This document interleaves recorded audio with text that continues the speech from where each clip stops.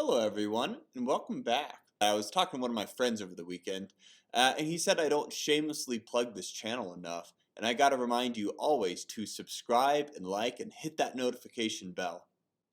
So do that, and I got to like point here or something. Do you like baby animals? Then subscribe.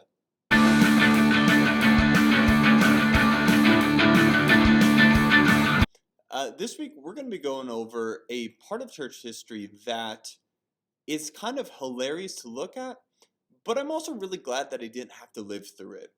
This is going to be covering the time period from essentially the early Renaissance to the Reformation.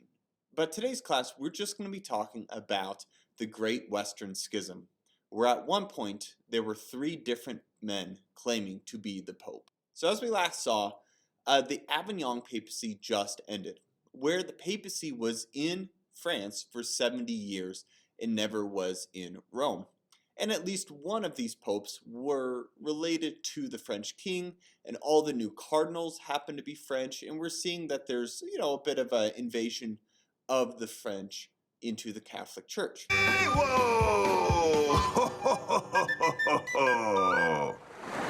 And so thanks to St. Catherine of Siena, the papacy moves back to Rome, but as we saw, the Pope got sick and dies almost immediately upon returning, which means we need to elect a new Pope, and this is where the Great Western Schism begins. So in 1378, we have a conclave. A conclave is where the cardinals come together to elect a new Pope. And so all the cardinals come together, they have a discussion, and habemus papam, we have a new Pope. Pope Urban VI is elected. Now, if you were to take an educated guess, based off of the nationality of the majority of the cardinals, what nationality would this Pope be? Well, if you think about it logically, about 2/3 of the cardinals are French right now. So you would guess probably another Frenchman. But the problem is, the papacy has just returned to Rome, and the Romans are kind of sick and tired of the French being in control of the church. So while the cardinals are having their conclave, talking about who's going to be the next pope, a massive mob organizes outside the election and demands that the next pope be a Roman. And the cardinals, afraid for their lives, decide, all right, we're going to elect a Roman pope. So Pope Urban VI is a Roman citizen. And the thing about Urban VI is he is a completely terrible person. Everybody hates him, and immediately once he's elected Pope, he decides he's going to try and get rid of the College of Cardinals and pretty much spits on the face of all of the cardinals who just elected him. And so the cardinals who elected him are thinking, this was not a fair election, because if we didn't elect this Roman guy, we probably would have been killed by this mob. And so the French cardinals declared this invalid, and 2/3 of the cardinals sneak out in the middle of the night and they return to Avignon. And they say that wasn't the real election. Pope Urban is not actually the Pope. And so they return to Avignon.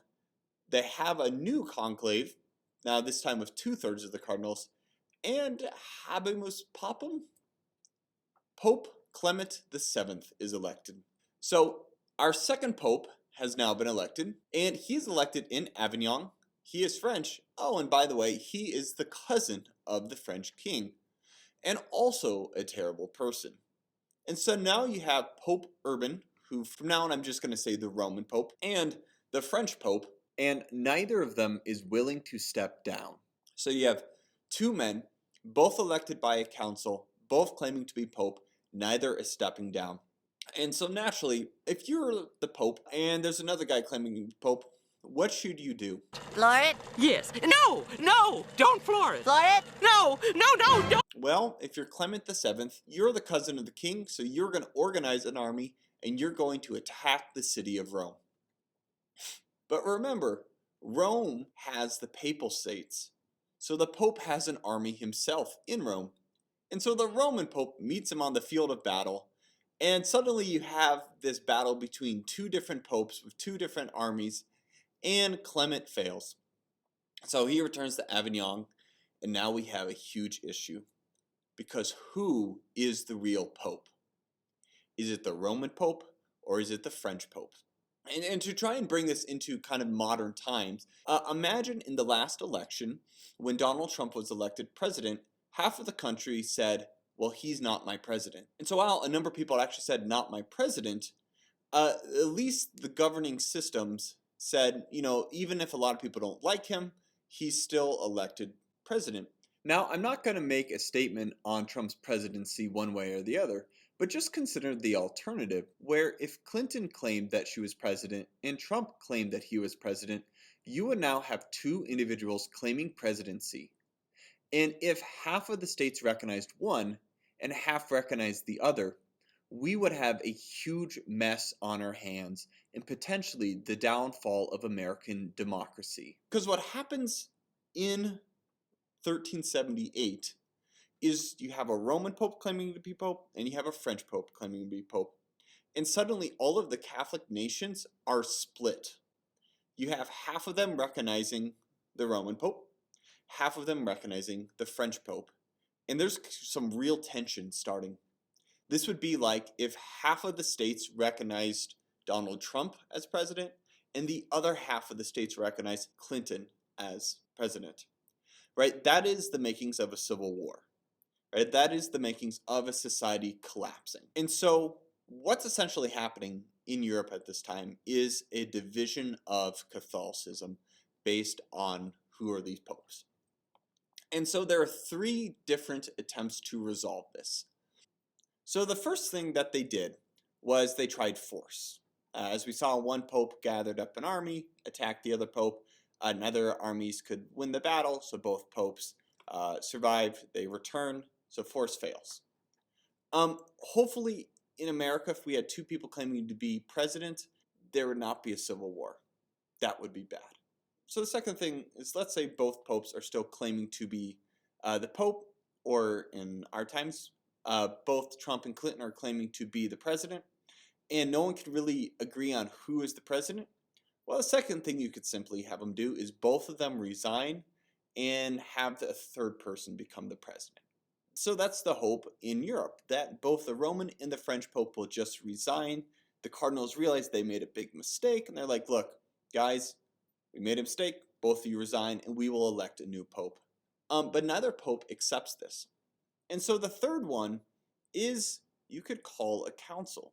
You could have all the cardinals come back together, but the question was, can you call a council without the permission of the pope? As we saw in the 600s, you can definitely call a council without an emperor, even though the emperor might get upset and, kill the pope for that. But it wasn't known whether or not you could call these councils without a pope. And as we saw in the investiture controversy, the bishops gave most of their power to the pope to protect them against the kings and local political leaders. And so it brings up this great question of who's more important, the pope or the bishops? All right, do you need both, or can the bishops as a whole supersede the pope? But at this point, you have two popes running around claiming to be pope and Europe divided. You're both Squidward? I'm Squidward. He's Squidward. We're both Squidward. So the cardinals are like, what the heck? Let's try out that third option. So what you have is the Council of Pisa, which is not actually called by a pope. But a bunch of the bishops show up for this, and what they're hoping for is that both the French and the Roman Pope are going to show up, both will resign, and we can get this figured out. So all the cardinals show up, but neither of the popes show up. And so if you are the cardinals, and notice it's now 1409, you've had 21 years of two different people claiming to be pope. For reference, 21 years ago, the biggest issue in the world was Y2K, where everyone was afraid that the computers were going to shut down with the new millennium and planes were going to fall out of the sky and stuff. Imagine being alive for 21 years, and the entire time there are two different people claiming to be president of the United States. How long is the United States going to last with two different people claiming to be president, and half of the country listening to one and half of the country listening to another? I'm not certain that the United States could last 4 years with two different people claiming to be president. But somehow, the Catholic Church is still alive after 21 years of two different popes. If I'm the cardinals at the Council of Pisa, and there are already two popes running around, and neither of them has recognized this council as legitimate, what should I do? Well, it's pretty obvious. I should subscribe to Mr. Steffensmeyer's YouTube channel. What actually happens is the cardinals at the Council of Pisa decide to invalidate both the Roman and French popes and elect a third pope, because that's definitely going to work. Habemus Papam. The issue is, because neither of the popes showed up, nobody recognized this as a legitimate council. And so now you have three different men claiming to be pope. One in Rome, one in Pisa, one in Avignon. And so the question now is, who is the real pope? Is it the Roman? Is it the Avignon? Is it the Pisan? So here are the arguments for the three different popes being the real pope. Pope number one is the Roman pope. Well, the main argument for him is he was the first one elected in a legitimate council in Rome. The argument against him, there was pressure from the outside, to say the least. The argument for the second pope, the French pope, is that he was elected without any external influence going into it. The argument against him, though, is there already was a pope elected at the time, and only 2/3 of the cardinals were at that election.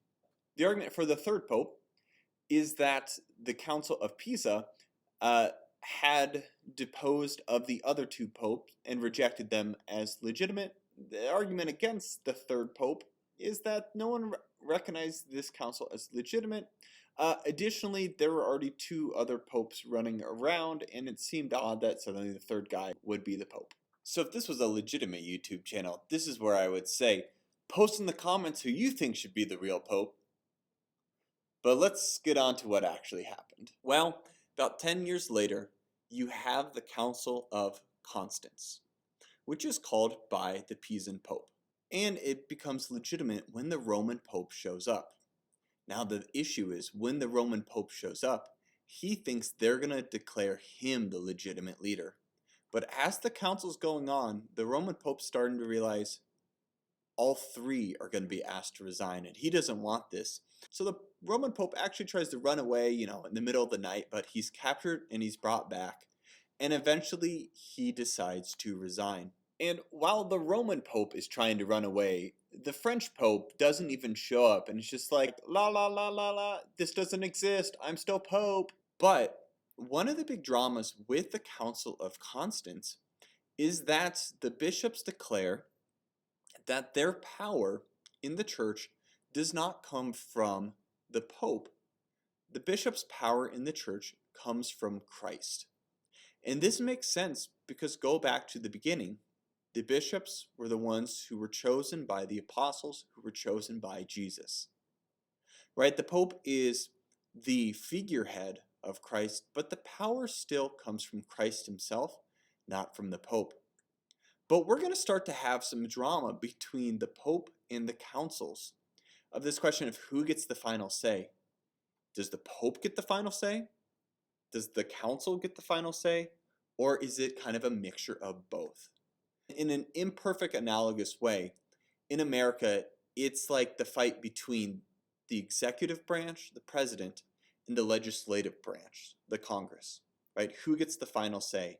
The president or the Congress? The reality is that in the United States, it's actually the judicial system, right? Neither the president nor Congress get the final say, right? So to some extent, in the church, it's neither the bishop nor the pope who gets the final say, it's actually Christ. So who is the real pope? Well, it's actually helpful now to think all the way back to Donatism in the 4th century, where in the city of Carthage you had two different people claiming to be the bishop. The one who was elected first and was from the line of traitors, and the one who was elected second. Oddly enough, it didn't matter the quality of the bishop. What mattered is their connection to the apostles, which comes from the bishops. And so if we think about this with this Western Schism, where there are three different people claiming to be pope. A pope is pope until they die or resign. And so who was the first one legitimately elected? It was actually the Roman Pope. Despite the outside influences, it was still a legitimate council. And so the Roman Pope is seen as the legitimate Pope. And if you look at modern day lineages of the Pope, you'll see that Pope Urban and the Roman popes are the ones in there. And the Avignon and the Pisan popes are seen as illegitimate or anti-popes. And everybody in Europe supports this because everyone's just sick and tired of three different people claiming to be pope, as we would get sick and tired of three different people claiming to be president over 30 years, right? We just want to be united under the church. And so a new pope is elected, the previous three popes resigned, and this new pope comes from the Roman line. Now this is just, it's a hilarious hot mess that I am so glad I didn't have to live through. Because people start to realize that the church can make mistakes, and big ones at this. And this is a complete embarrassment because how can we accept three popes at once, all running around with armies and fighting each other? And people legitimately start to ask, is this God's church? Right? This makes so much sense. And people start to begin to question the church. And this was unthinkable before. Because up to this point, yeah, the church had made mistakes, but none colossal as this. And things like the Great Schism, where the East and the Western church broke apart, people in the West didn't think, oh, this is obviously a crack in the armor of the church. People in the West thought, this is the East's fault. They don't recognize the Pope, right? They're breaking away from us. And so everybody in the West for the first 1300 years kind of had this sense that the church was infallible. And so a lot of people are looking at this and we're starting to question the fallibility of the church, right? We look at the church, and the church is God's tool for salvation. It is the source of sacraments, and it's the church he started. But the church at the end of the 14th century is not looking very holy. And a bunch of people are starting to desire to go back to what Christianity looked like in the Bible. Because to be honest, it looks so simple. Right? There's not big political things, right? It's just grassroots movement, underground, that seems to not care about all the garbage that comes with politics. And the current church is just so wrapped up in the political world that it's frustrating. Right? We want the church to be simple. We want it to be focused on Christ. Right? We want it to be very obvious that it's a tool of salvation. But at this time, it looks broken. Right? It looks corrupted. And so the question starts to become is is the church so broken that no one can be saved? This would be like the church is the hospital, where you show up at the hospital and it looks like all of the doctors are arguing about paychecks and ignoring the people in the beds who are sick and dying. And so there's a real frustration. Right? I laugh at this time period because it's funny, but if I lived through this, it'd be awful. This idea of the church as an organism of Jesus's body run by him is really challenged once again, just as it was challenged with the Donatism controversy. That is God really in charge of this church despite our sinfulness? And it's at times like this in the church where we really have to trust in Christ's words, where he says, you are Peter, and on this rock I will build my church. Not our church, not Peter's church, Jesus' church. You are the rock, I will build my church, and upon it the gates of hell will not prevail. That no matter how messed up the church is, that it's Jesus' work working through us, right? And it's not primarily us. Because at any point, if the church collapses, it seems that Jesus is lying. And this event is going to really lead to the Protestant Reformation, which we're going to look at in the next two videos, at how this kind of distrust of the institution of the church really starts to shape how people see the church and salvation. There you have it, the Western Schism. I'll be honest, I just finished editing this video and I'm kind of exhausted and really frustrated with where the church was. But the good news is it's more than just an institution, because if it was only an institution, there's absolutely no way the church would still be around today. Because holy cow, what a time, huh? If you liked this one, don't forget to like, subscribe, hit that notification bell. If you like corn and the amazing things that the state of Iowa does with it, subscribe and stuff. Otherwise, don't be like the institution in the 14th century. And stay healthy and stay holy, everyone.